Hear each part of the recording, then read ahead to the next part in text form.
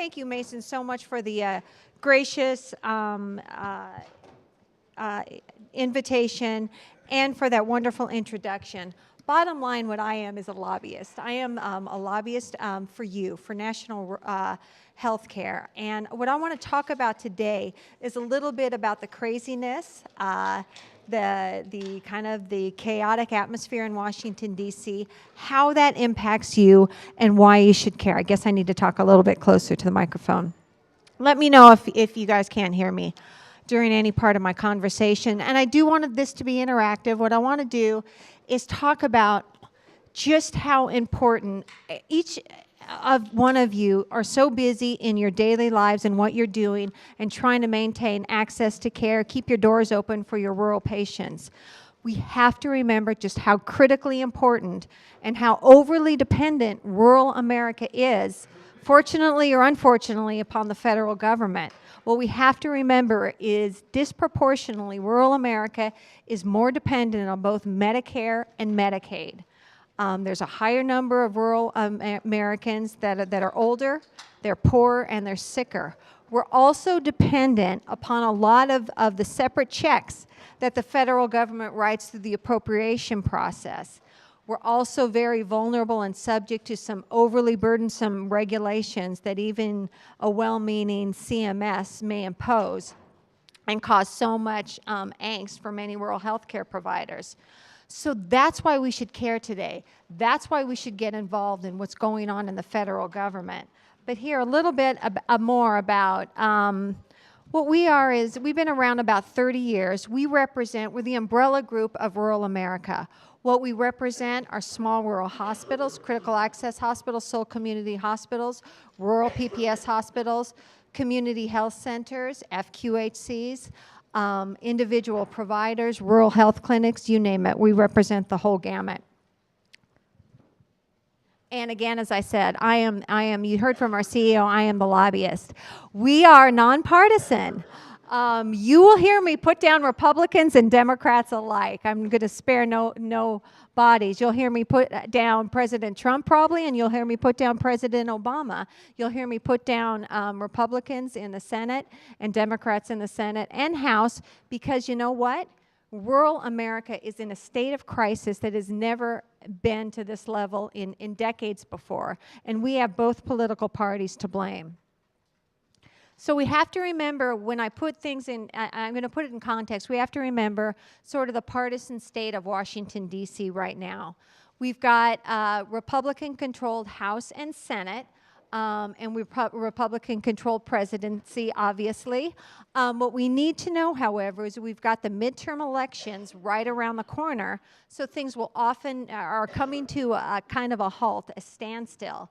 Congress just passed its big budget federal spending project really for the next 2 years, and that was really kind of the last big piece of legislation I think we're going to see in this particular Congress. It doesn't mean that there's not a lot of other issues out there. And what we're seeing, unfortunately, are that the headlines in rural America are incredibly troubling. This is an article written about a Georgia hospital. If you want to watch a rural community die, kill its hospital. Drug overdose rates now higher in rural cities, in rural America than in U.S. cities. Hospitals are dying and pregnant women are paying the price. I want to talk about some of the grave obstetric shortages, especially here in Georgia, and what we're trying to do on a national level to help you folks out. And what we're seeing is the implementation of the Affordable Care Act, passed in 2010, with very noble goals of let's getting more people insured, but how it may not be playing out in rural America as it was really envisioned by a Congress, you know, very distant from rural America, and how it can actually be causing harm to some rural health care providers, even the best intentioned law. And we'll talk about the importance of Medicaid expansion and how that could be. But what we're seeing is really a state of crisis in rural America. Can you guys hear me okay? Can we turn the mic up a little bit? Or maybe this one's better if I turn it on? I just feel like I have to, that's better, I think. Thank you. Thanks. So what I want to talk about, again, is putting things into context, talk about the persistent and probably always will be persistent workforce shortages that have plagued rural America, the vulnerable populations, and really the backdrop of what has been going on in rural America since there has been rural America, and that is the chronic poverty, which certainly plays into healthcare in rural America. Is Washington, D.C., is the nation's capital ignoring those workforce shortages and growing health disparities and poverties? Well, let's just focus in a little bit on Georgia here. And what you have are 12% of your residents are still lacking health care. This is a little bit older. This is the most recent numbers from Kaiser. What you do is have more rural residents living in poverty than urban residents. Poverty rates are 21%, significantly higher than the urban areas in the state. You've got higher percentage of uneducated, and you've got higher unemployment rates in rural America. I'm not telling you anything that you don't already know, but I think as we shape our conversation here this afternoon, it's important to remember those social determinants. And just like national numbers, rural Georgians, just like rural Americans across the nation, are likely, as I said, older, they're poorer, and they're sicker, with higher percentages of chronic disease. Heart disease, obesity, diabetes, and cancer. That's why the work that you do is so incredibly important. And, of course, the health disparities. This just represents the primary HPSAs, the health profession shortage areas across the nation. Now, if you look into specialty care, if you look into mental health care, if you look into oral health care, you'll see a similar story, if not worse, in those particular areas across the nation in rural communities. And here's the tragic thing. What the CDC has been doing recently has been doing a wonderful job in focusing on rural America. And very recently, they highlighted a recent study, tragic study, that actually shows the life expectancy differences between rural and urban America. You know, it used to be when you lived in rural America, you lived to be longer than in urban communities. You were thought to have generally a healthier lifestyle. That is no longer the case, and really hasn't been that case for quite a while. But the disturbing thing is just how rapidly these gaps are going. You've probably seen a lot of those studies, and there's been a lot of news articles focusing on death by zip code that actually equates life expectancy to your geographic location, as well as certainly the income level that you have. And that's what we see in rural communities across the nation. That's what we see in rural Georgia. But the tragedy is that we're seeing minority populations and Native American populations especially die consistently at younger age, and the trajectory of the gap is actually increasing if you happen to be a minority. But it's sort of interesting, the one demographic that used to be looking the best, the Caucasian female, is actually declining the most rapidly in rural America. Which is kind of an interesting new twist on things. Different regions have different issues associated with them. Diabetes is particularly troubling in the South. Opioid epidemic, which I want to talk about, and certainly hasn't left Georgia unscathed, has been terrible. Suicide rates are particularly harmful in areas of the West. And interestingly, or sadly, disability rates are higher in parts of rural America as well. So bottom line, what I'm telling you is nothing that you don't know, but the challenges that you face in delivering health care are very tough. So we talked about that CDC study and those rates of mortality and geography. So much of it has to do with risky lifestyles. Rural Americans now, we're going to talk again, as I said, about the opioid epidemic. Suicide rates are higher. Smoking is certainly higher, especially in parts of the South in rural America. And there's a lot of other environmental factors as well. Coupled with the fact that you have often riskier occupations in rural America, agricultural industry, fishing industry, timber industry, all much riskier than many occupations in rural America. Infant mortality rates, sadly, are troubling as well. Higher in rural areas than in urban areas. In 2014, infant mortality in rural counties was 6.55 deaths per 1,000, 6% higher than in small and medium urban counties. All very troubling statistics. Now, let's look at the opioid crisis. We've heard a lot about this. Congress is focusing so much on this right now, and Congress, as it often does, sees the shining object, sees a crisis that it needs to react to, and what does it do? It'll throw a lot of money at the problem. Well, we want to make sure, and it is a problem that's definitely worth throwing money at.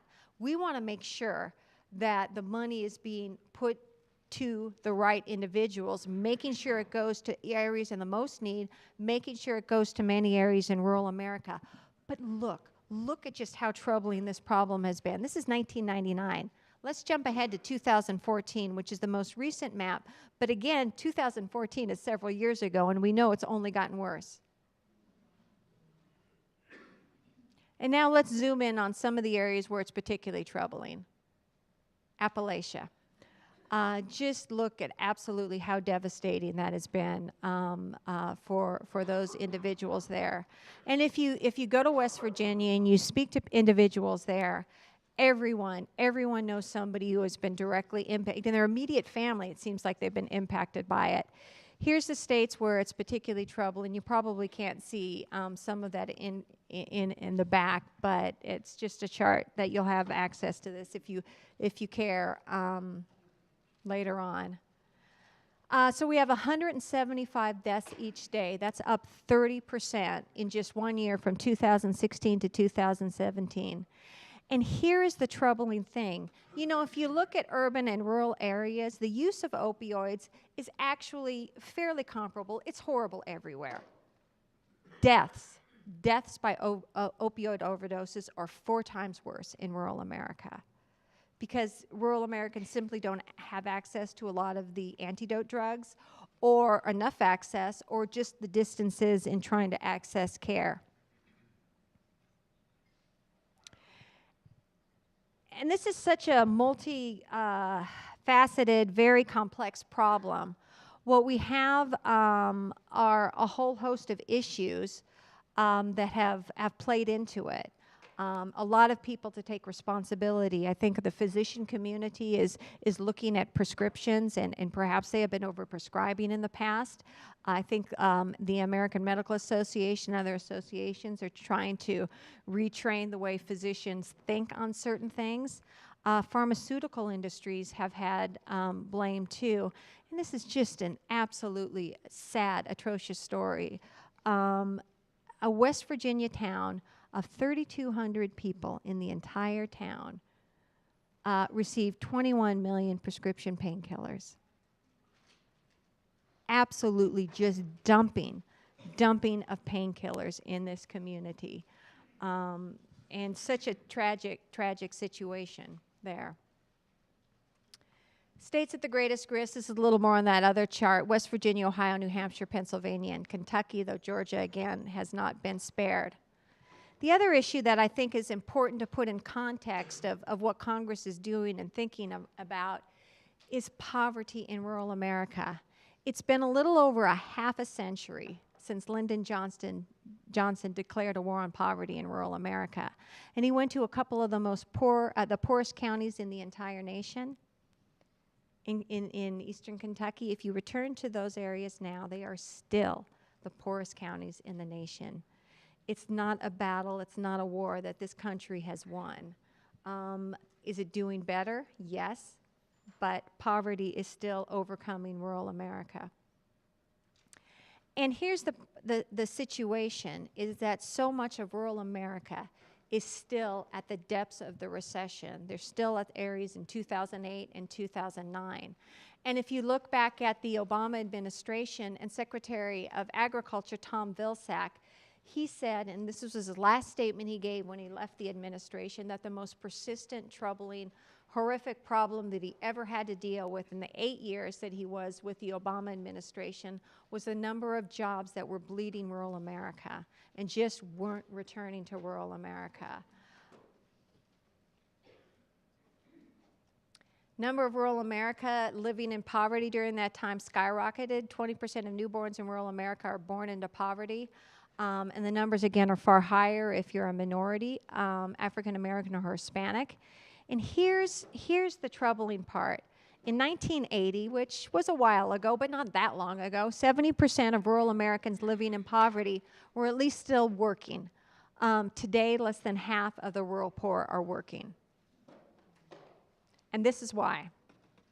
Look at this chart. And if you can't see it in the back, it's just astounding, I think. So this is what happened during the recession. And you can see right after the recession, when the stock market crashed and everything went to heck, in 2008, jobs plummeted in both urban and metropolitan areas. Look at where they've come back in metropolitan areas. And every month we hear those new wonderful jobs reports where the numbers are so astonishingly low, like around 3% or something. Great. But that's not the case in rural America. The employment rates in rural America are still far below where they were pre-recession rates. And that's the context that we have to think of in healthcare and understanding that. Because what I want to talk about are the hospitals that are closing in rural Georgia, the hospitals that are closing in rural America, and how that is absolutely troubling not only to the patients that are served by those hospitals, but how it is a nail in the coffin for the entire economic vitality of that rural community. Here's the hospitals that have closed since 2005. And you can see areas in the South, Georgia, particularly troubled by that. Since 2010, Georgia has had 6 rural hospitals close. Here's some of those across the nation. Over half of Georgia's rural hospitals are actually losing money. 6 have closed since the ACA was signed into law in 2010, as I said. Only 60 rural hospitals remain in Georgia. Half of those, 30 of those, are critical access hospitals. You also have 90 rural health clinics and 35 FQHCs, which are great because they can actually cover and hit 197 clinical sites. But I want to focus on something that I know that your governor and others are trying to really focus on, and something that we are trying to make sure Congress is aware of and focus on as well. And that is those hospitals closing in Georgia, because what it really means and what our association really is all about is to ensure that there's access to care in rural America. You know, we have rural hospital we have rural health associations in almost every state in the country. We work with the state offices of rural health. We work with the Federal Office of Rural Health Policy within HRSA, which is within HHS. And that is, when we work with this as a team, it is always about accessing care. And when you look at the hospitals closing in Georgia and the patients that are losing access to care, it's so incredibly troubling. And I know that the Senate has taken up recent efforts. In fact, in its most recent budget, they're trying to throw a little bit of a lifeline. There's some grant monies to some of the struggling hospitals. But its proposal was 55 rural hospitals receive $4,000 each. Yay! Woohoo! I'm glad it's such a focal point. Obviously, more needs to be done on a state level. My job is to do more for you on a federal level. And again, because it's all about Medicare and Medicaid, Medicare is fully a federal government program. Medicaid, as you know, is a state-federal match, but the federal government still has significant influence.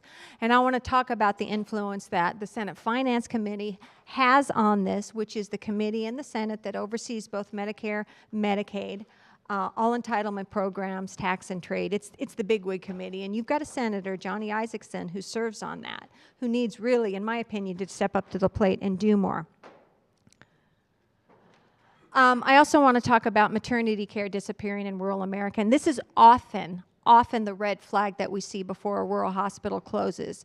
OB departments are very difficult to maintain, difficult meaning expensive to maintain. You have to have a physician on staff, you have to have a pediatrician who's going to be available, you have to have an anesthesiologist, you have to have specialized equipment. It's very, very difficult to receive. We are losing 200 rural maternity wards. They've closed between 2004 and 2014. We've lost a lot since 2014. We're working with the University of Minnesota, who's really been doing a great job on tracking these, and we should have the new numbers very soon. 54% of rural counties are without a hospital-based obstetrics. And what we know is rural areas have higher rates of chronic conditions that make pregnancy more challenging. You know, we talked about some of the chronic disease, the obesity rates, high blood pressure, all those certainly makes carrying a baby more challenging, risky for both the mother and the baby. Half of rural women in rural communities live more than the recommended 30 minutes away from offering maternity services. And of course, as I said, there's all those workforce shortages and on top of it, medical liability. It's often the most troubling, difficult thing to be able to provide those services simply from your concern over liability concerns. Let me see if I have one slide. Yeah, I do. Okay. And as sadly as it often seems to be, is if you're a female and a minority, it's a little more difficult. Rural counties with higher percentages of African American women. Look at the statistics. Talk about, you know, we talked about half of them, you know, are losing these rural obstetrics. Look where it's concentrated. Talk about racial lines. Where African women were prominent, more than 10 times as likely as rural counties with higher percentages of white women to never have had hospital-based obstetric services, and more than 4 times as likely to have lost obstetric services. That's nationally. And 50% black, yes. Now let's look at Atlanta Magazine did a nice piece in July of 2017 on some of the problems in Georgia. There's one doctor, Dr. Joy Baker, as I said, is one of 2 OBs serving 8 counties. That's 2,700 square miles. Baker's patients travel 40 miles on average to see her. Now I can see as a mother of 3, it was a pain in the hiney just going a couple of miles when you get close to delivering for those every 2 weeks services, every week services. I can't even imagine having to travel 40 miles every time of that. And we know that 50% of all rural births are Medicaid births. And if you don't have transportation, there's a Medicaid van available in Georgia, but you have to make sure you schedule that 3 days in advance. This is crazy. Half of Georgia's 159 counties do not have a single obstetric provider. And probably the saddest of all the statistics, in Georgia, a pregnant woman has a greater chance of dying before she delivers or the weeks after than in any other state in America.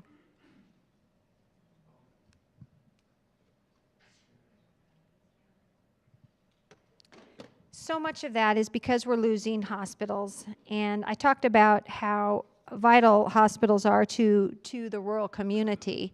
And as this hospital CEO, happens to be a hospital CEO in Texas, who's got a similar closure problem to Georgia, said hospital, schools, churches, 3-legged stool of a community. If you lose one, you don't have a town. Let's talk a little bit about that and look at this Huffington Post article in 2017 that focused on Georgia, Glenwood, Georgia. And you guys have to tell me how to pronounce that. Lower Oconee? Thank you. I've been mispronouncing this across the country everywhere. Oconee. And I hate to read a slide, but this is just so powerful. We actually, at our Policy Institute, had the author of this story who did it originally when the hospital closed and then went back to see how that town changed in 2 years. And it was so compelling. After the Lower Oconee Community Hospital shut down in June 2014, other mainstays of the community followed. The bank and the pharmacy in the small town of Glenwood shuttered. The only grocery store in all of Wheeler County closed in the middle of August this year. On Glenwood's Main Street, building after building is now for sale, closing, falling apart, or infested with weeds growing through the foundation's cracks. The hospital's closure eliminated the county's biggest healthcare provider and dispatched yet another major employer. And it's a pretty, the mayor said, I tell folks to move here. This is a beautiful place to live, but you better have brought your money because you can't make any here. And that story, sadly, is being replicated across rural America. So we work with Chartis Analytics. It's a nonpartisan think tank that really helps us do a lot of the math, the analytics, to try to figure out what hospitals are in trouble and what hospitals are not. And they've looked at the cost reports of rural hospitals from across the country and have really been able to pinpoint hospitals, and it's hard to see. They did a terrible job. They do a great job doing math. They do a terrible job with colors. But the darker the state that you have, the more financially vulnerable your hospitals are. I think we said earlier that over 50% of Georgia's rural hospitals are actually losing money. They're in financial risk. You can see that Mississippi's in a little bit worse case than you, and they have 79% of their rural hospitals operating at a financial loss. And you can see from that map, you know, often it's worse in states that, and the dots on the map are the ones that have already closed. You're more vulnerable if you're in a non-Medicaid expansion state than an expansion state, and we'll talk about the reasons for that in a second, which are kind of probably fairly obvious. But here's the trajectory and the problem that we're seeing. When they ran those numbers on figuring out what hospitals were vulnerable, and they did it for us a year ago, 40% of the hospitals operated at a financial loss. Just 12 months later, 44% of hospitals nationally, rural hospitals, are at a financial loss. We're definitely going in the wrong trajectory. So why is all of this happening? People are still getting sick. People are going to their local rural hospital, yet hospitals just aren't getting reimbursed for some of this care. Let's talk about Medicaid expansion. You still have a high uninsured rate in rural Georgia. You are no longer able to write off the same level of charity care for those non-insured, and we'll talk about bad debt especially and how troubling that has been.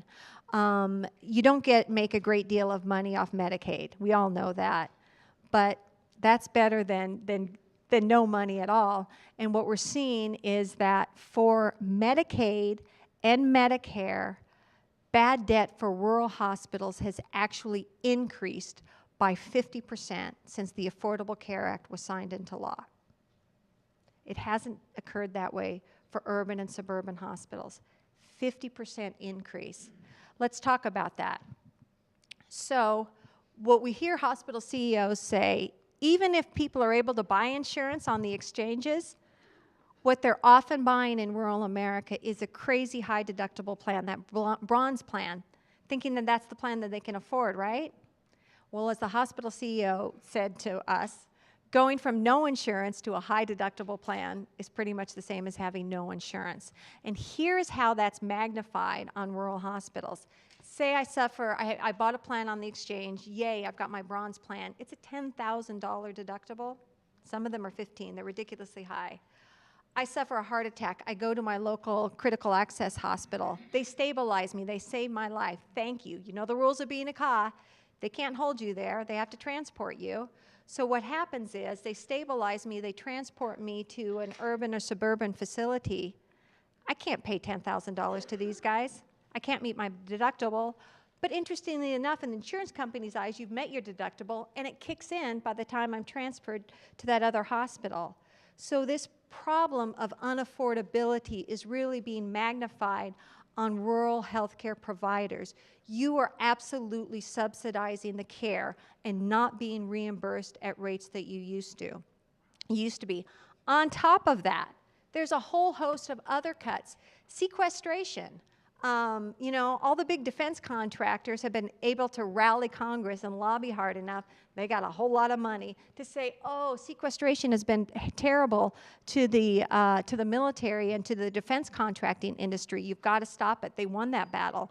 Unfortunately, sequestration still hits rural providers, all Medicare providers, and to a rural healthcare provider who's just operating on the narrowest of financial margin, a 2% sequestration cut has actually meant the difference of hospitals being able to operate at a financial profit, barely, or switch to a loss.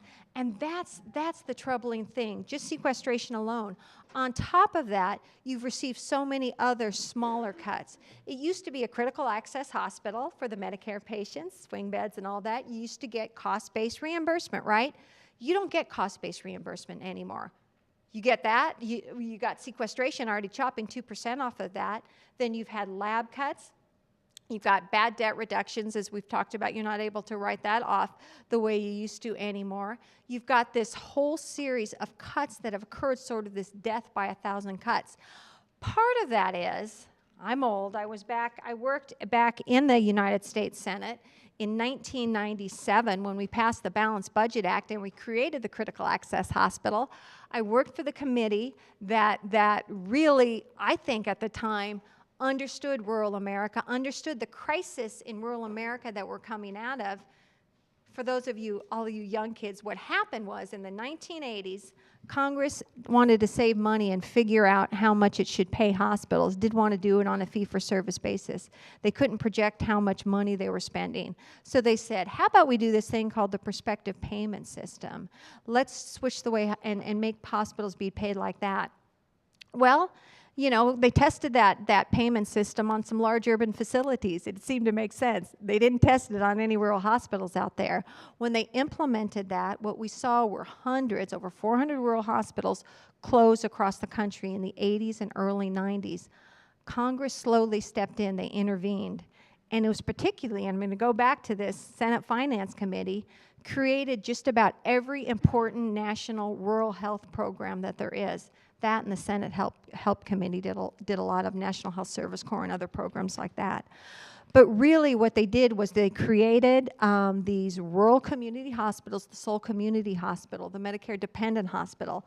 It's ridiculously complicated, and that's part of the challenge of lobbying on it now. There's all these unique rural payments that are very important, but complicated. And then finally in 1997 created the Critical Access Hospital. Well, there's not a whole lot of members around that were there in 1997. It really seems that Congress forgot all that closure crisis and why they created these unique payments to stabilize rural health care.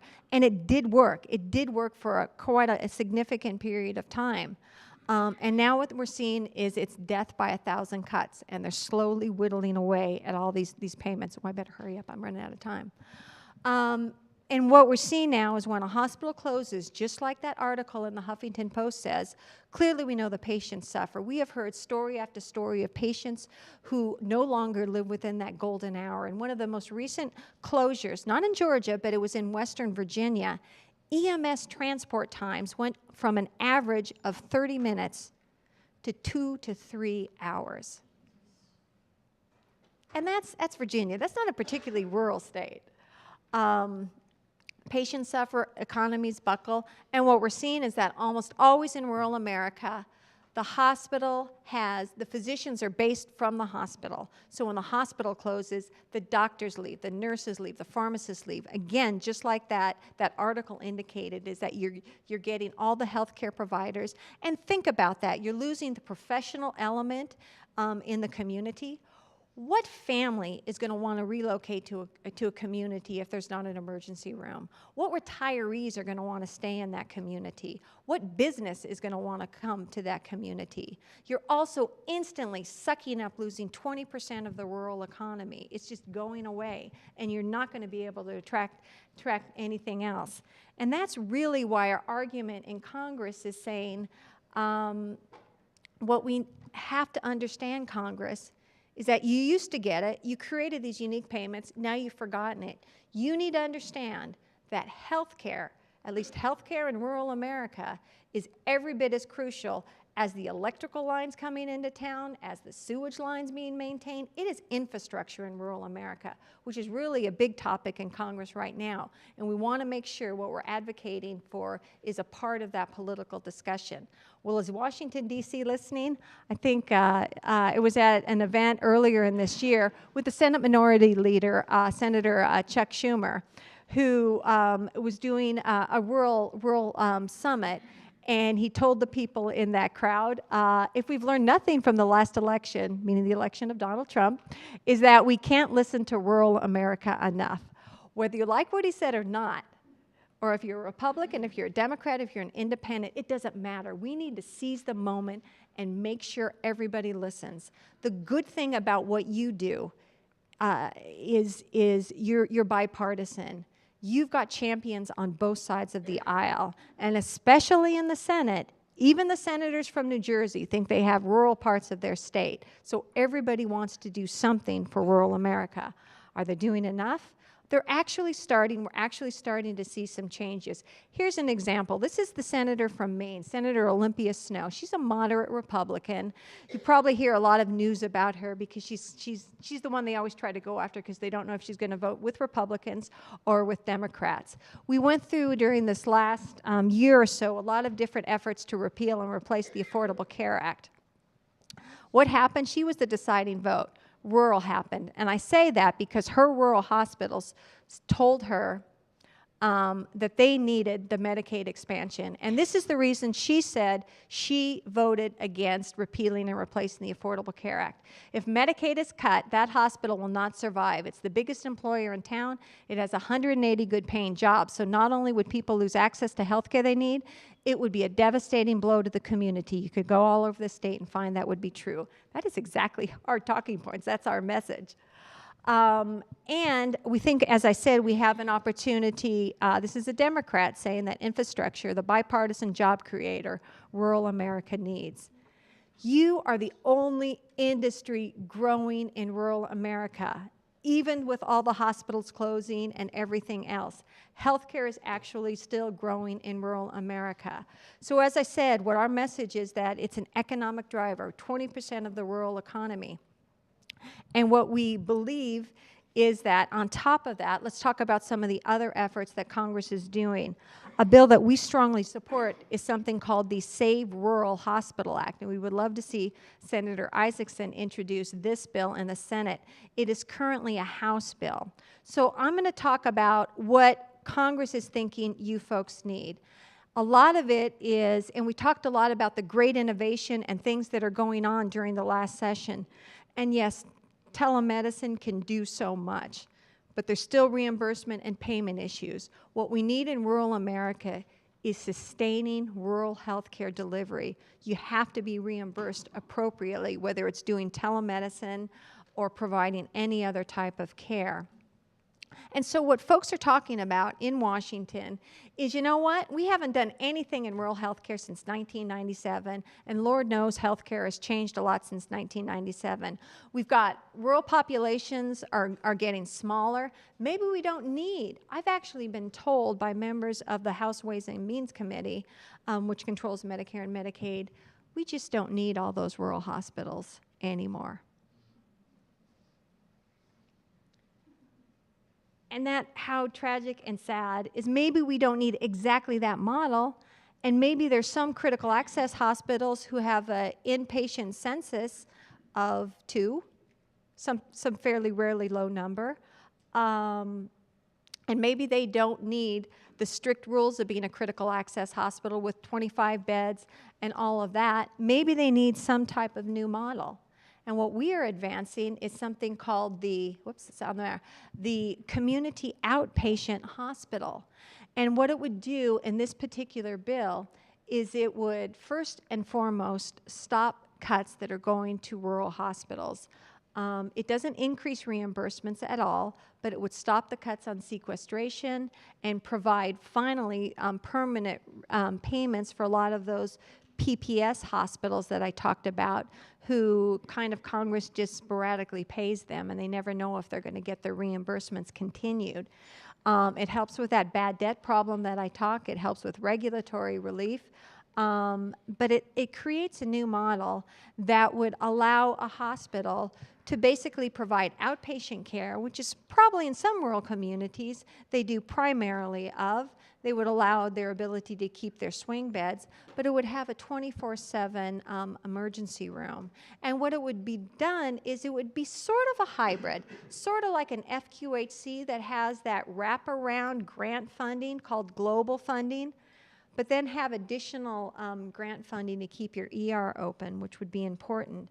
A hospital would not have to change to this, but if they can't keep their doors open in the way it is, it would at least allow them to transfer into that model.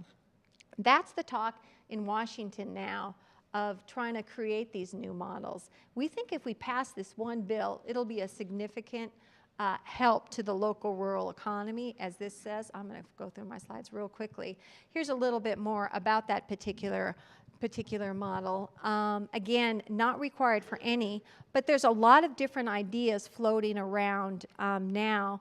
And just last week, the JAMA, Journal of American Medical Association, did an article on CMS's demonstration project going on in Pennsylvania, which is sort of, again, that wraparound rural healthcare model, trying to save money but keep the facility open. We also have some windows of opportunity with the administration. One thing that they are delivering on is a promise to ease regulatory burdens. And I do have to say we're encouraged by the number of meetings we've had with the administration, providing our list of what issues are overly burdened.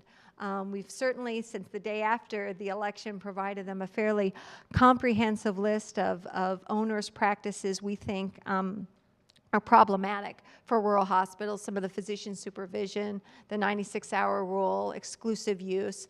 We don't have time to go into some of these. We think that there is sort of a path forward to ease regulatory burdens, and additionally, not only through the administration, but the Congress, especially the Ways and Means Committee, is preparing for a hearing next week, which we're testifying at, to deliver even more rural hospital regulatory relief issues that are necessary. So if you have some ideas, please share them with me. It's actually a very timely issue.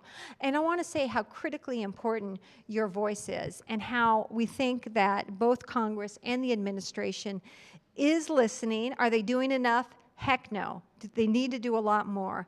But really, I think we do have an ear now. And this is an example of, there were some pretty tough cuts that were proposed to the 340B drug program for all hospitals, except for critical access hospitals. They were excluded. We do think that there may be some concern for critical access hospitals in the future. But when we described the importance of this program to the administration, they actually carved out sole community hospitals. We think we can win this battle. Why? Because the voice of you folks. When we share your compelling stories of how, for example, on the 340B program, perhaps cancer patients don't have to travel an hour and a half to go to get their chemotherapy. They can still use that drug locally.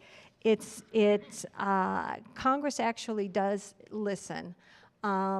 What I guess I can close in is really talk about the challenges ahead. What we see is we're rounding down to the end of an election year, but I do see Republicans and Democrats. I want to talk about the Senate Finance Committee and where I want to get your help now. And this is exciting. The Senate Finance Committee is, for the first time in probably over a decade, really wants to introduce a comprehensive rural health care bill. And we want to make sure that it understands the needs of Georgia, Georgia's rural health clinics, community health centers, but particularly the rural Georgia hospital closure crisis. So I think we have a window of opportunity to start looking at some of these new models, get them into the legislation, but we've got to stop those cuts, particularly bad debt cuts and sequestration cuts. If we can stabilize and provide you the federal dollars, not more money, but the federal dollars you were promised when you signed up to be a critical access hospital, or other rural healthcare provider, but since then Congress has cut you, I think we can really stabilize the system. So it's going to take the great efforts that your state is doing on a local level, but we really need to get the federal government engaged. And this is one of those carpe diem, we got to seize the moment and act now. So if you want to join our efforts, we've got grassroots calls, monthly grassroots calls. I can provide information for that. I can give it to Mason, and would love for you guys to be a part, work with your local Rural Health Association, and really just talk about the importance of federal health policy, how important it is for you to get engaged on a local level, but also on a national level. And I really appreciate the invitation to be here. Thank you so much.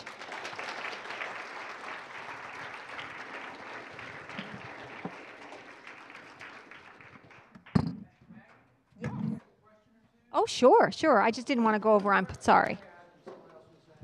What could we do better at the Georgia state level to bring the kind of advocacy that you're bringing at a national level? What are some of the best states that are really advocating for? Sure.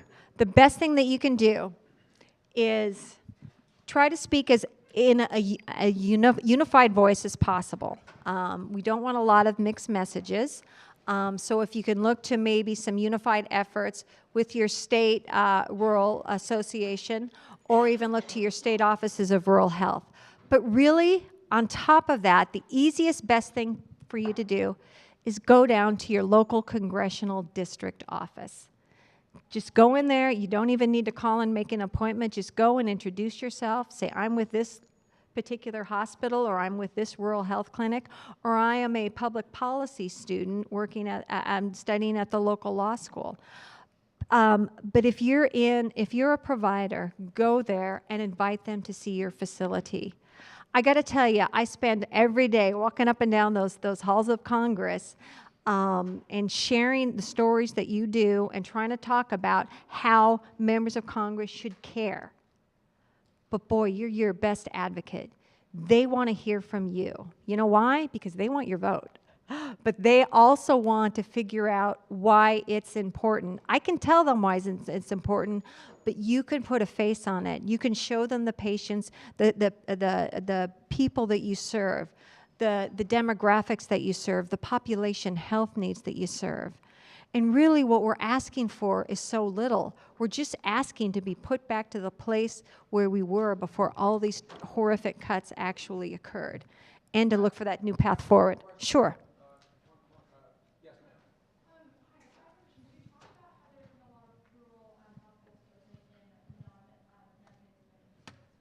ma'am. Medicaid, yes.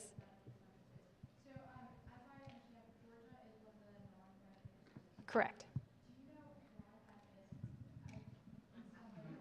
Sure. People still get sick. They still show up in the emergency room, but now they don't have any coverage at all. So that's part of the problem. You still have an incredibly high number of uninsured in Georgia. And because hospitals used to be able to write off a level of bad debt. So just the 10-second background is right before the ACA was signed into law. And think what you want about it. There's got problems. The idea was good. Let's get more people insured. It wasn't maybe implemented the best deal, but nobody can argue against let's get more people insured. But what Congress said was, hey, hospitals, you know what? We're going to give you all paying customers. Everybody's going to be insured. They're either going to have to buy insurance because it's going to be law, and we just undid that law. They're either going to have to buy insurance or they're going to be on Medicaid. You're not going to have any more charity care. You're not going to have any more bad debt. So as a result of that, in a way to help pay for the ACA, they dramatically cut a hospital's ability to write off their bad debt. Well, no one saw in Washington envision the Supreme Court's decision that they would allow states to opt out of Medicaid. They thought they would decide it on the individual mandate and a whole bunch of other issues. That really threw people for a loop, and obviously the Affordable Care Act really became a partisan issue, and then we saw so many states And some parts, rightfully so, thought, okay, we're going to get all this federal money in the first few years to expand Medicaid. What in the heck are we going to do after that? We may not be able to afford it, was what a lot of Republican-led red states said. But there's no doubt about it, is what we're seeing is just more uncompensated care in those. On top of that, when people don't have insurance, they delay care, so they're often sicker when they actually do end up showing up in the emergency room. So that's kind of part of the reason. Thanks very much. Oh, thank you.